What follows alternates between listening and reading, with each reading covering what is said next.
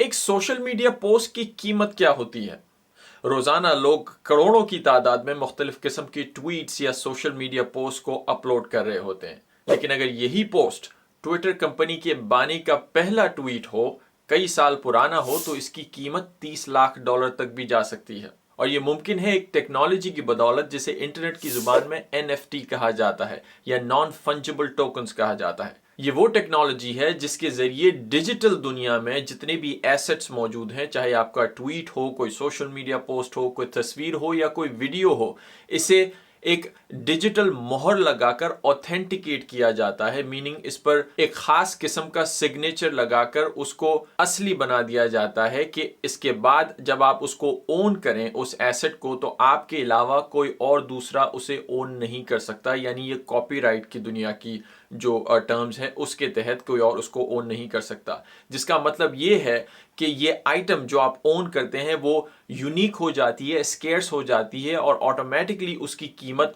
अब उनके खरीदारों में बढ़ जाती है। ठीक ऐसा ही हुआ पिछले साल जब जैक डोर्सी ने अपना पहला ट्वीट बेचा तकरीबन $3 मिलियन का। तो बहुत सारे खरीदारों में से एक खरीदार ऐसा था जिसे इसकी वैल्यू ठीक उसी तरह लगी जिस तरह आप कोई पेंटिंग खरीदते हैं, और उन्होंने ये तकरीबन $3 मिलियन देकर उसे खरीद लिया। और ना सिर्फ ये, इसके अलावा रोजाना एक बहुत बड़ी तादाद में आम लोग भी अपने डिजिटल एसेट्स, अपनी तस्वीरें, अपने गेम्स, अपनी वीडियोस को NFTs की मुख्तलिफ मार्केट प्लेस में अपने सिग्नेचर लगाकर लोगों को सेल कर रहे होते हैं, और खरीदार अपनी पसंद नापसंद के मुताबिक इसकी बोली लगाते हैं। और इस NFT की मार्केट एक रिपोर्ट के मुताबिक 2021 में तकरीबन $17 बिलियन, $17 अरब को क्रॉस कर चुकी है। बुनियादी तौर पर NFT या नॉन फंजिबल टोकन जो होते हैं वो फंजिबल टोकन से इस तरह मुख्तलिफ होते हैं कि जैसे अगर आप किसी करेंसी का नोट लें, कोई ₹100 का नोट लें, तो उस ₹100 के नोट को आप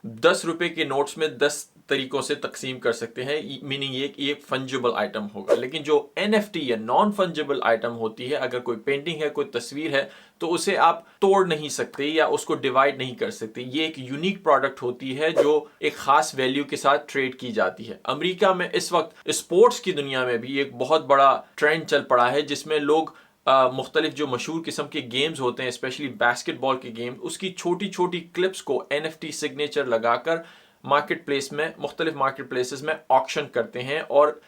कई लाखों या करोड़ों डॉलर्स में बाज़ औक़ात ये वीडियोस बिकती हैं। और ख़रीदार जो हैं वो या तो इसे इस नीयत से ख़रीदते हैं कि इनके लिए एक बड़ी वैल्यूएबल चीज़ है किसी पेंटिंग की तरह, या तो फिर उसको रीसेल भी करते हैं। कुछ लोग ऐसे भी होते हैं जो छोटी लेस नोन डिजिटल आइटम्स को बाय करते हैं, कुछ पेंटिंग्स को, इस उम्मीद के साथ कि जब वो उन्हें मार्केट प्लेस में लेके जाएंगे तो कुछ ऐसे ख़रीदार भी जो होंगे वो उन्हें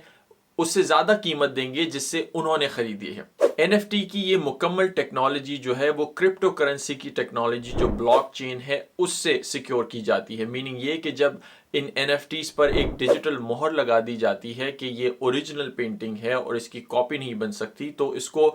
क्रिप्टो करेंसी की दुनिया में ब्लॉकचेन पर वेरीफाई किया जाता है। इसीलिए बहुत सारे स्कैम्स से बचने के लिए लोगों को ये एडवाइस की जाती है कि जब भी आप NFT का कोई भी प्रोडक्ट खरीदें, कोई आर्ट वर्क खरीदें, तो सिर्फ ऑथेंटिकेटेड जो सोर्सेज हैं या मार्केट प्लेसेस हैं वहां से खरीदी जाए, ताकि आप उसको सिक्योर तरीके से खरीद सकें और कोई कॉपी आप ना खरीद लें। अमेरिका में जैसे जैसे NFT का ट्रेड दिन ब दिन बढ़ रहा है, वैसे वैसे रेगुलेटर्स के लिए इसके हवाले से मुख्तलिफ कवानीन या रेगुलेशंस लाना एक बहुत बड़ा चैलेंज साबित हो रहा है। फिलहाल अमेरिका में NFTs या इवन क्रिप्टो करेंसी के हवाले से कोई ऐसे स्पेसिफिक कवानीन मौजूद नहीं है कि आप कौन सी आर्ट बेच सकते हैं, कौन सी खरीद सकते हैं, या टैक्स के हवाले से कोई स्पेसिफिक कोड नहीं है। बज़ाहिर ये खुली मार्केट है, तमाम लोग इसमें ट्रेड कर सकते हैं, बाय कर सकते हैं, सेल कर सकते हैं, लेकिन जो लॉ मेकर्स हैं वो इस वक्त मसरूफ़ हैं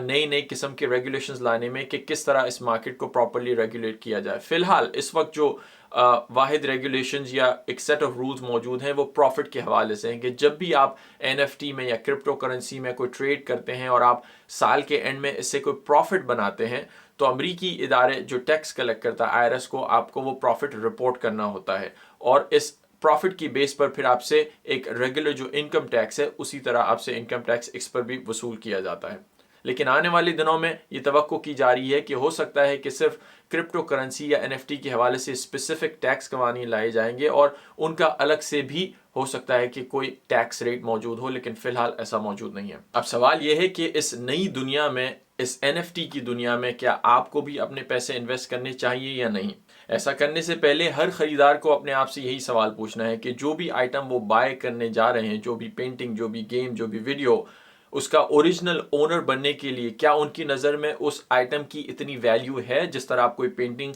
या कोई कलेक्टिबल खरीदने जाते हैं? अगर है तो बेशक, लेकिन अगर आप इसको एज अ बिजनेस या इन्वेस्टमेंट यूज़ करने जा रहे हैं तो ये एक बहुत बड़ा रिस्क साबित हो सकता है, बिकॉज बहुत सारे रिपोर्ट्स के मुताबिक ये मार्केट भी क्रिप्टो करेंसी की मार्केट की तरह कभी कभार बबल साबित हो सकती है। मीनिंग ये कि बहुत सारे लोग क्विक पैसा बनाने की उम्मीद में इसमें बहुत सारा पैसा इन्वेस्ट करते हैं, ये मार्केट जो है एक बबल बन जाती है और फिर अचानक कभी ऐसा मालूम होता है कि ये जितने भी पैसे या वैल्यू उन्होंने लगाई है वो रियल वैल्यू नहीं है और एकदम से उनकी वैल्यूज नीचे भी आ सकती है। तो ये रिस्क तमाम नए बायर्स के स्पेशली जहन में रखना बहुत ज़रूरी है। That's it, see you next time.